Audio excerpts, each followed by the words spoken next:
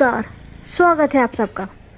तो जैसा कि आपने लास्ट ब्लॉग में देखा था कि हमने यहाँ पे लंच किया और अब हम जा रहे हैं माँ कसार देवी के दर्शन करने के लिए। इस रेस्टोरेंट का नाम है दी कसार रूट्स और यहाँ पे कुमाऊनी खाना भी अवेलेबल होता है। और अगर आप कुमाऊनी खाना खाना चाहते हैं तो यहाँ पे आपको पहले से बताना पड़ता है, तो फिर ये आपके पसंद का कुमाऊनी फूड आपको बना के देंगे। तो वीडियो के एंड तक आप हमारे साथ बने रहिएगा, क्योंकि इसमें हम आपको मंदिर के दर्शन तो करवाएंगे ही, साथ ही साथ हम आपको बताएंगे कि आप कसार देवी टेम्पल कैसे आ सकते हैं।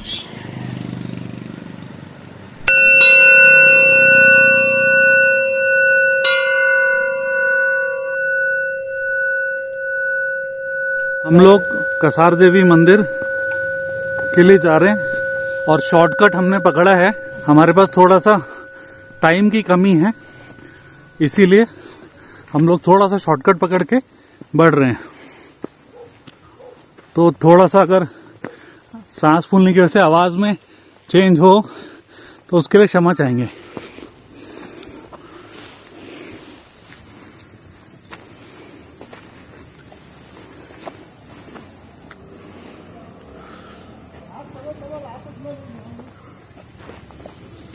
वैसे तो ट्रैक करने में हमको मज़ा आता है, लेकिन हमने अभी जस्ट खाना खाया, हमको नहीं पता था कि इतना चढ़ाई था यहाँ पर।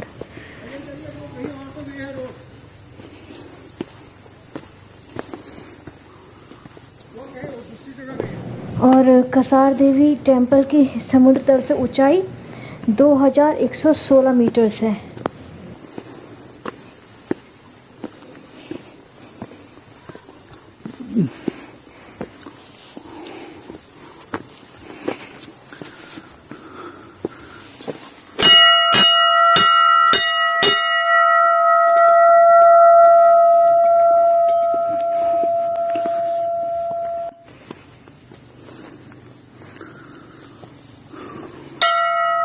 ये देखिए लोगों की मानसिकता, कहीं पर भी वो प्लास्टिक जो है, आप देखें यहाँ पे काफ़ी सारे ड्रिंक की हुई बॉटल्स भी हैं और प्लास्टिक की बॉटल्स भी हैं।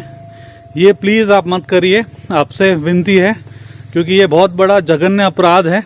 ये जो है एक धार्मिक स्थल है और वैसे भी पहाड़ जो हैं वो गंदगी करने की जगह नहीं है, और ना ही प्लास्टिक और ये सब चीज़ों को ऐसे रखना चाहिए, कचरा करना चाहिए। इससे हमारे पहाड़ों में प्रदूषण फैलता है और वातावरण खराब होता है, जो कि अर्बन सिटीज़ में तो हम कर ही चुके हैं, लेकिन हमें पहाड़ों को कम से कम बख्श देना चाहिए। वैसे हमें ध्यान रखना चाहिए हर जगह पर, लेकिन यहाँ पर खासकर आप प्लीज़ विनती है आप सबसे कि यहाँ पर आएँ ऐसी जगहों पे पहाड़ में, और आप दर्शन करिए, ट्रैकिंग करिए, एंजॉय करिए, लेकिन ये गंदगी ना करिए।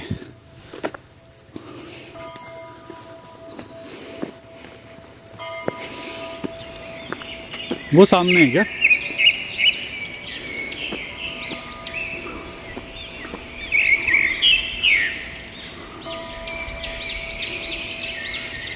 ये मंदिर है जो मैंने जूम करके आपको दिखाया है, वहाँ जाना है हमको।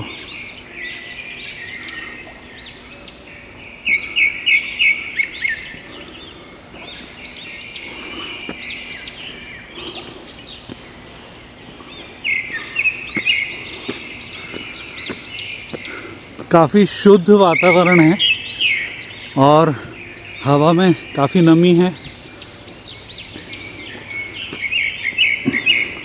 वो देखिए हम वहाँ से आए चढ़कर।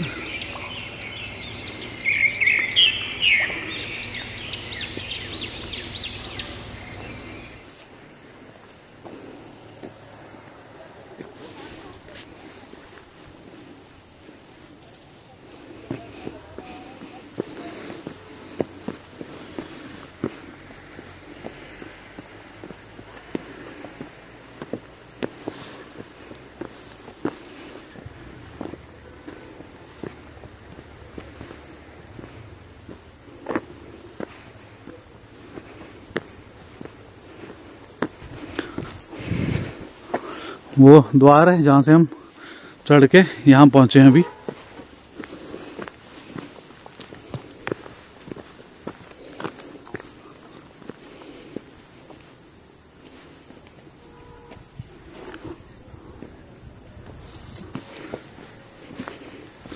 ये चीड़ का पेड़ है, उसकी टहनियाँ सूखी और ये स्लिप करती हैं।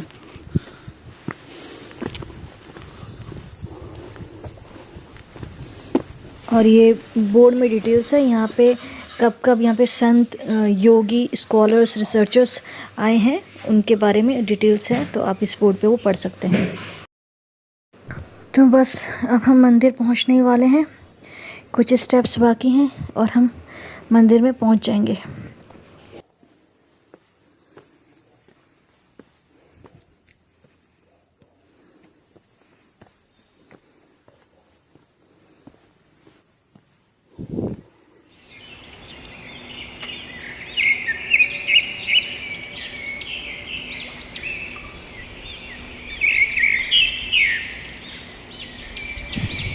तो अब हम पहुंच गए हैं माँ कसार देवी के मंदिर में, तो चलिए दर्शन करते हैं। अंदर फोटोग्राफी या वीडियो बनाना मना है, इसलिए हम वीडियो नहीं बना पाएंगे।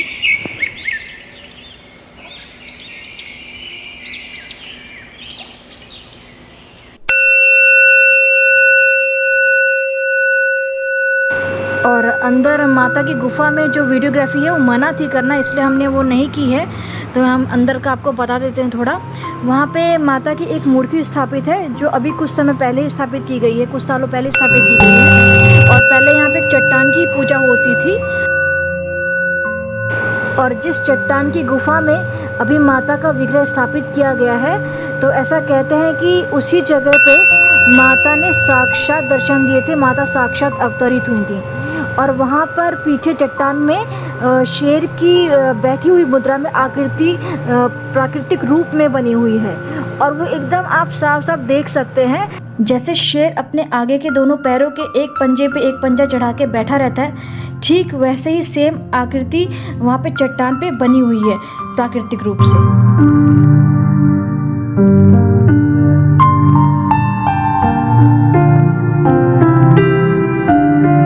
प्राकृतिक ऊर्जा से भरपूर इस जगह में दैविक ऊर्जा है। स्कंद पुराण के अनुसार यक्षों और गंधर्वों द्वारा यह मंदिर स्थापित किया गया था, और देवी भागवत पुराण के अनुसार इस स्थान पर देवी कौशिकी ने शुंभ निशुंभ नामक दैत्यों का संहार किया था। माँ दुर्गा की मूर्ति के पीछे जो चट्टान है, उस पर देवी के शेर की प्राकृतिक आकृति दिखती है, साफ साफ वो आकृति देख सकते हैं हम।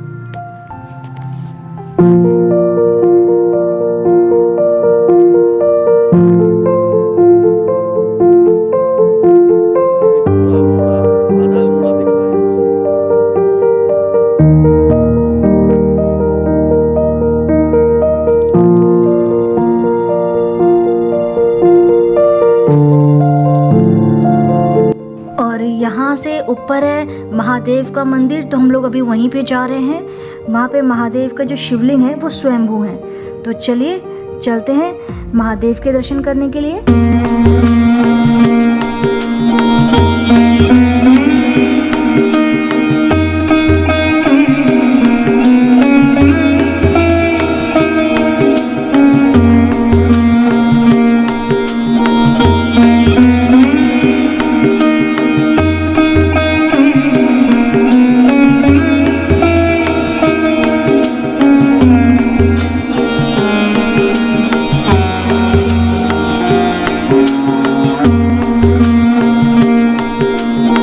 कसार देवी माता का ये मंदिर इसलिए भी प्रसिद्ध है क्योंकि ये विश्व में उन 3 स्थानों में से एक है जो वेन एलन बेल्ट के प्रभाव में आता है। और नासा के शोध के अनुसार वेन एलन बेल्ट एक शक्तिशाली विद्युत चुंबकीय क्षेत्र है जिसमें अत्यधिक सकारात्मक ऊर्जा होती है। इस बेल्ट का नाम जेम्स एलन बेल्ट के नाम पर रखा गया है, जिन्हें इसकी खोज का श्रेय दिया जाता है। और यहाँ से व्यू देखिए कितना खूबसूरत है।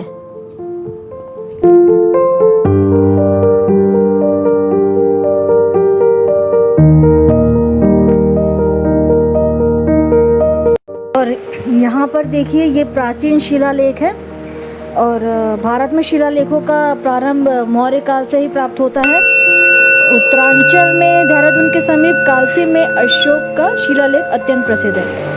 और कुमाऊं क्षेत्र में ये शिलालेख एकमात्र मिला है। इस विशाल शिलाखंड पर ब्राह्मी लिपि में 2 पंक्तियों का अभिलेख उत्कीर्ण है और इसका काल लगभग 6वीं शताब्दी ईस्वी का माना जाता है। कसार देवी सन 1890 में जाना गया था।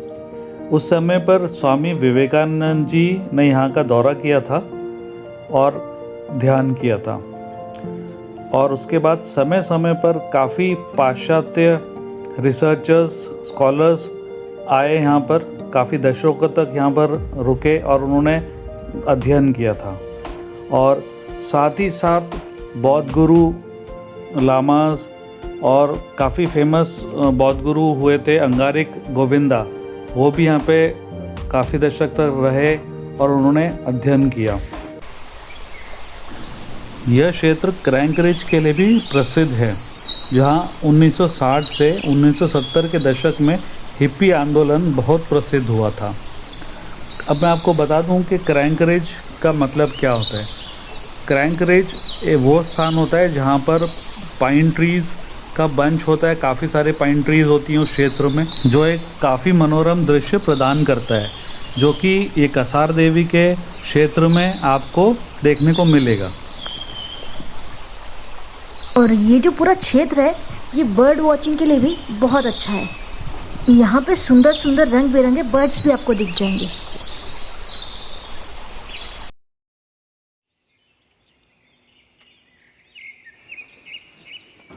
अब हम पहुँच गए महादेव जी के मंदिर। तो हम लोग आ गए हैं शिव जी के मंदिर में, तो करते हैं भगवान शिव जी के दर्शन और फिर हम आगे मिलते हैं आपसे। और अंदर वीडियोग्राफी करना मना है, इसलिए हम आपको अंदर का तो नहीं दिखा पाएंगे, मगर हम बाहर से हम आपको ज़रूर थोड़ा सा शिवलिंग का आप दर्शन कर सकते हैं। वो हम बाहर से जितना होगा वो हम आपके लिए शूट कर लेंगे, तो वो आप देख सकते हैं।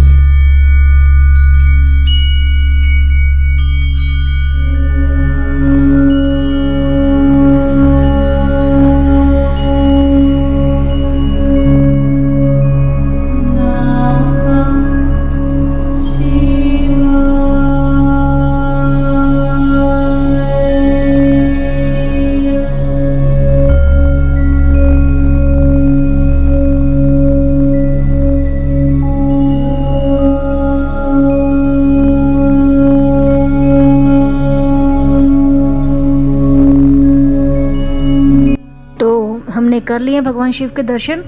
अंदर हम काफ़ी समय तक बैठे, हमने ध्यान किया और बहुत ही आनंद का अनुभव हुआ हमको। आसपास का जो भी क्षेत्र है उसके बारे में भी हम अभी आपको बताते हैं। प्राकृतिक सौंदर्य से भरपूर पूरा जो मंदिर का ये परिसर है, आध्यात्मिकता के साथ साथ प्राकृतिक सौंदर्य से सराबोर है। मनोरम पहाड़ियाँ, पाइन ट्रीज, देवदार के जो वृक्ष हैं वो यहाँ से आप देख सकते हैं। कितना सुंदर दैविक दृश्य है ये, बहुत सुंदर, बहुत मनोरम। और इस जगह के बारे में ऐसा भी कहा जाता है कि भारत में एक ऐसी इकलौती जगह है जहाँ चुंबक की शक्ति पाई जाती है। दरअसल मंदिर के आसपास की जो जगह है वो ऐसी है जहाँ धरती के अंदर विशाल भूचुंबक के पिंड पाए जाते हैं। और इसको मैंने आपको पहले भी वीडियो में बताया है कि जो कसार देवी मंदिर है इसके आसपास का पूरा जो क्षेत्र है वो वेन एलन बेल्ट के प्रभाव क्षेत्र में आता है, जहां धरती के भीतर विशाल भूचुंबक के पिंड हैं। इस पिंड में विद्युत चार्ज कणों की परत होती है जिसे रेडिएशन भी कह सकते हैं। और जो ये क्षेत्र होता है इसमें बहुत ही अत्यधिक सकारात्मक ऊर्जा होती है।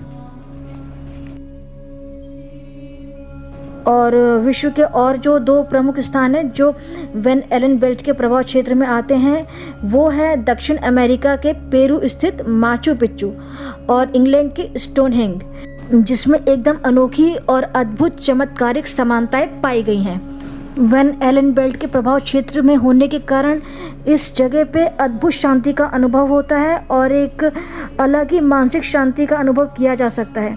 और जब भी आप यहाँ पे ध्यान लगाने की कोशिश करेंगे तो यहाँ पे ध्यान बहुत आसानी से लगता है और यहाँ पे एक अद्भुत शांति है।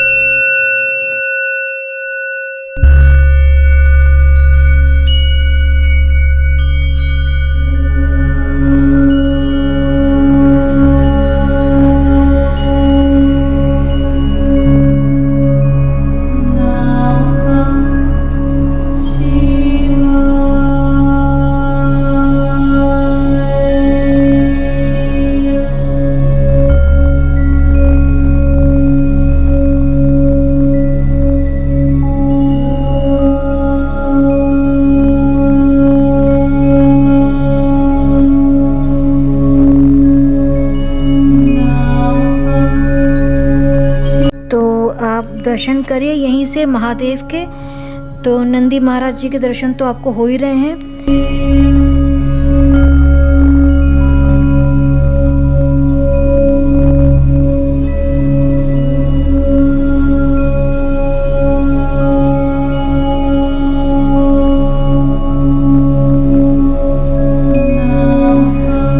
अभी हम जा रहे हैं स्वामी विवेकानंद जी की तपोस्थली। फिर वहाँ पे जाके हम आपको थोड़ी और इस स्थल के बारे में बताएंगे। देखिए यही वो गुफा है जहाँ पे स्वामी विवेकानंद जी ने साधना की थी, और वो बहुत लंबे समय तक यहाँ पे साधना उन्होंने इस गुफा में की थी। और हम अपना बहुत सौभाग्य समझते हैं कि हमको ये सौभाग्य आज मिला कि हमने स्वामी जी की इस गुफा के दर्शन करे जहाँ पे उन्होंने साधना की थी। और इस वीडियो के माध्यम से आपको भी वो सौभाग्य प्राप्त हो रहा है कि आप उस जगह के दर्शन कर पाएँ जहाँ पे स्वामी जी ने साधना की थी। यही वो गुफा है, देखिए।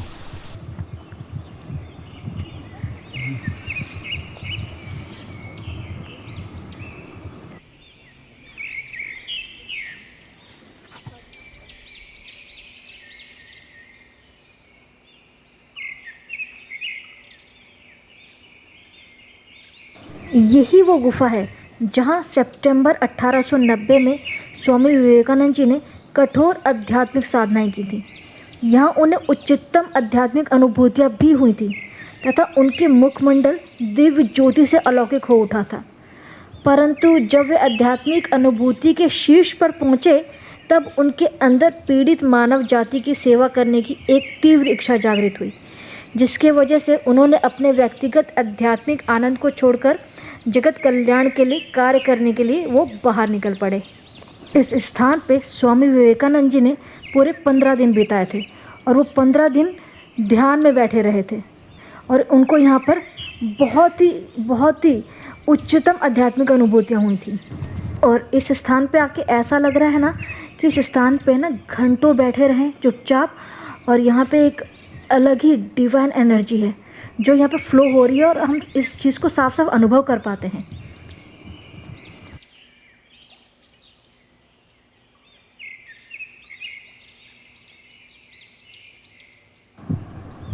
तो यहाँ पर हमारे साथ यहाँ पर हैं यहाँ के पंडित जी। तो चलिए उनसे यहाँ के बारे में और भी कुछ जानते हैं। नमस्कार पंडित जी। नमस्कार जी। पंडित जी, इस जगह के बारे में, मान्यता के बारे में कुछ बताइए। जी, ये जगह देखो आप, बहुत खूबसूरत। एक यहाँ पर एक चुंबकीय शक्ति है जो एकदम यहाँ पर आदमी ध्यान लगाता है तो उसका ध्यान हो जाता है। यहाँ पर बताते हैं तपस्वी भूमि है साधु संत की। यहाँ पर ऋषि मुनि लोग आए, उनने यहाँ पर बहुत तपस्या करी। यहाँ से जाता है ये रास्ता सीधे वहाँ बद्रीनाथ और केदारनाथ को। अच्छा, यहाँ से जाता है रास्ता? हाँ जी, यहीं से जाता है वो रास्ता। पहले से लोग गाड़ी घोड़ा तो कुछ था नहीं, हाँ। पैदल यात्रा थी, और जड़ी बूटी के साथ वो जाते थे। जैसे कि हमारा दूब घास होती है, हाँ, उसका रस पीते हैं वो लोग। अभी भी बद्रीनाथ में जाओगे आप, केदारनाथ में देखोगे जो साधु संत जो तपस्या कर रहे होंगे, हाँ। वो ये पीते हैं। ये दूब घास का रस? हाँ, दूब घास का रस। अच्छा।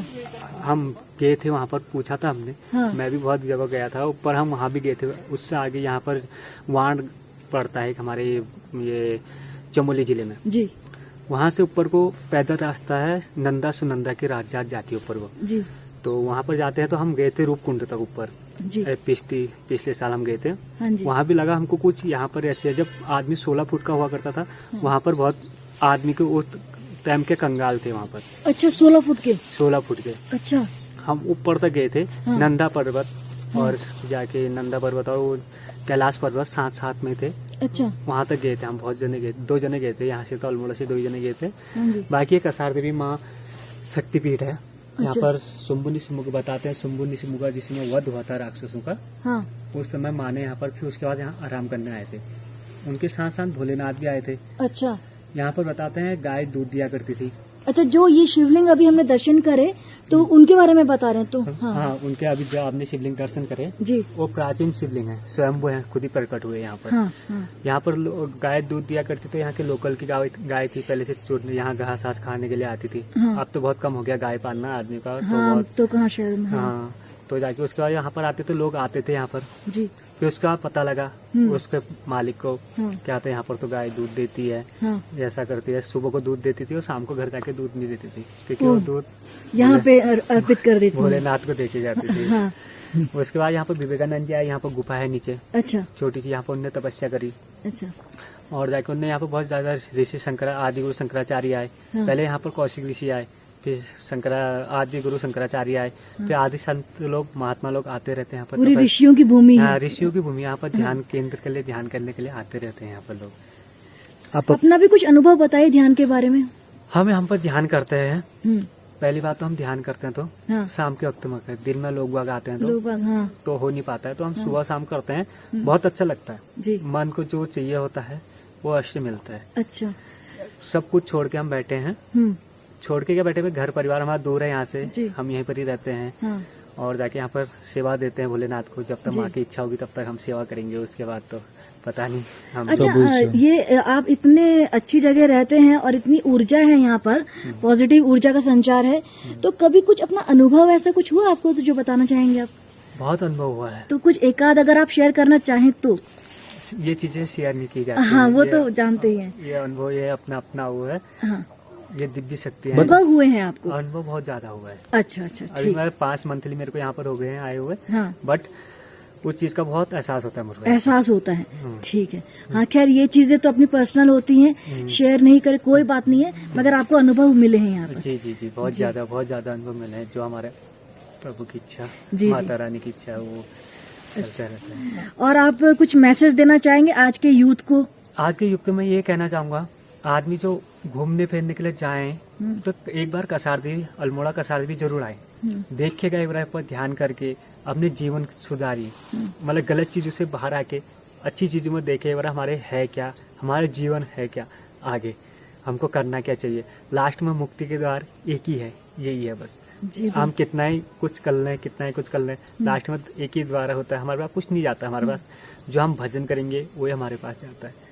देखिए, तो पंडित जी ने कितने अच्छे तरीके से कहा और आज के यूथ को ये मैसेज दिया उन्होंने कि देखिए, भक्ति का द्वार ही मुख्य द्वार है, और इससे भी आप यहाँ पर आए और आप सभी तीर्थों के दर्शन करने चाहिए आज के यूथ को। और ये बात पुरानी हो गई है कि वृद्धावस्था में दर्शन करने चाहिए तीर्थों को, नहीं, जवान वक्त में जब करेंगे ना, उस समय अभी हमारे शब्द से मुंह से राम निकलेगा। हाँ। उस समय हमारे मुंह से राम नहीं निकलता है जी। बहुत बड़ी बात बोली। दांत टूट जाते हैं तो आदमी कहता है अब तो भजन करे, भजन नहीं, युवा में ही भजन होते हैं, अभी हमारा ही भजन होता है जी। ये भजन हमको आगे मिलता है। जो हम कहेंगे ना बुढ़ापा में भजन करेंगे, नहीं, बट ये नहीं हो सकता है, क्योंकि उस समय आदमी खुद ही अपने शरीर से पीड़ित रहता है जी। कभी पैरों में दर्द, कभी कुछ, फिर उसको दिनचर्या का वो रहता है, टेंशन रहता है। इस समय अभी हम हैं तो अभी हमको कोई चीज की फिक्र नहीं, कोई चीज का टेंशन नहीं, इस चीज में ऐसे में भजन होता है जिसमें कोई काम का नहीं, कोई किसी चीज का नहीं।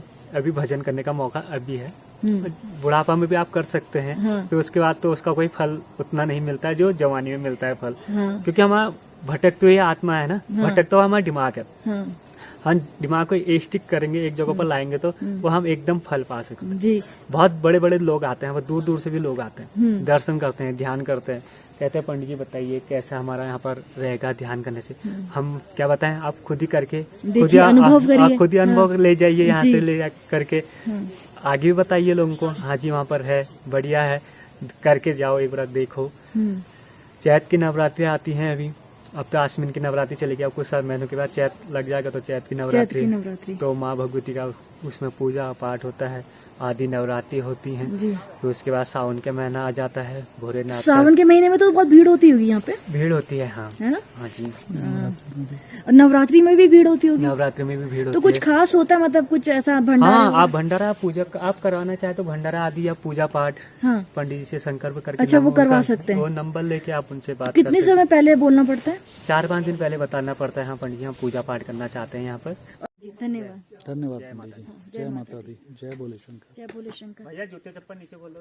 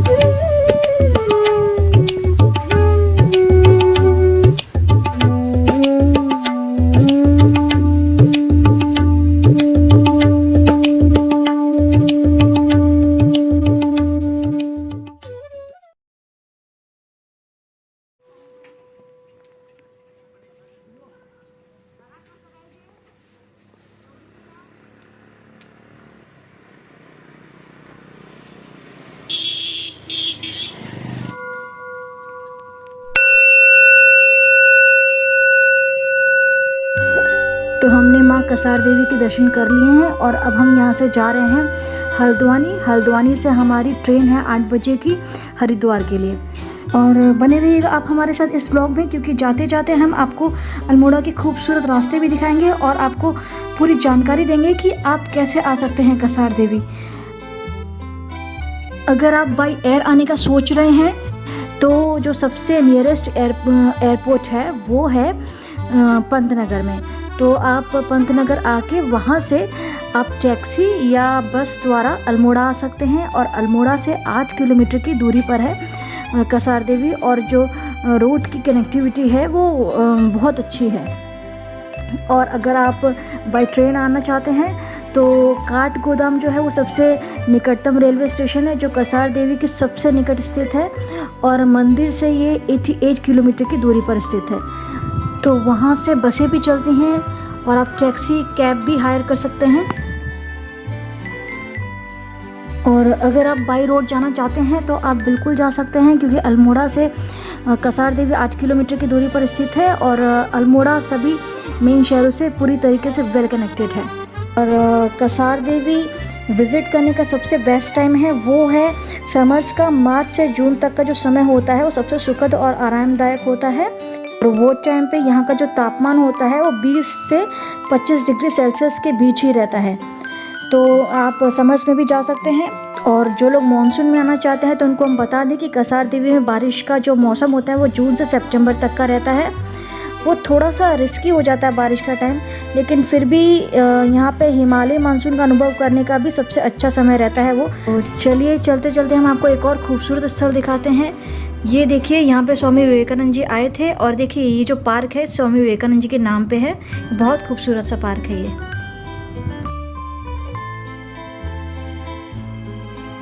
और विंटर्स का समय भी अच्छा रहता है, लेकिन ठंड यहाँ पे उस टाइम पे बहुत ज़्यादा होती है। और यदि आप यहाँ पे ठंड का अनुभव करना चाहते हैं तो आप इन महीनों के दौरान कसार देवी के दर्शन कर सकते हैं, जब तापमान 11 से 6 डिग्री सेल्सियस के बीच रहता है। और अगर आप कसार देवी टेम्पल विज़िट करना चाहते हैं तो आसपास रुकने के लिए भी काफ़ी सारे होम स्टेज़ हैं और होटल्स हैं, तो आप रुक सकते हैं। और अगर आप चाहें तो आप अल्मोड़ा में भी रुक सकते हैं वहाँ पे स्टे लेकर। और वहाँ से क्योंकि 8 किलोमीटर ही है कसार देवी, तो आप अल्मोड़ा रुक कर भी वहाँ पे विज़िट कर सकते हैं। और अल्मोड़ा में भी काफ़ी सारे अच्छे होटल्स हैं और होम स्टे हैं, तो आपको रुकने की भी कोई समस्या नहीं होगी।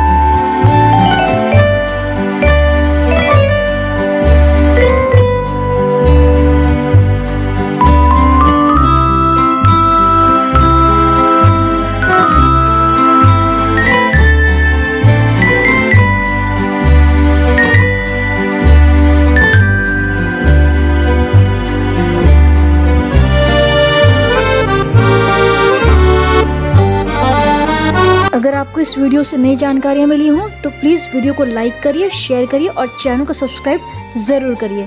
धन्यवाद।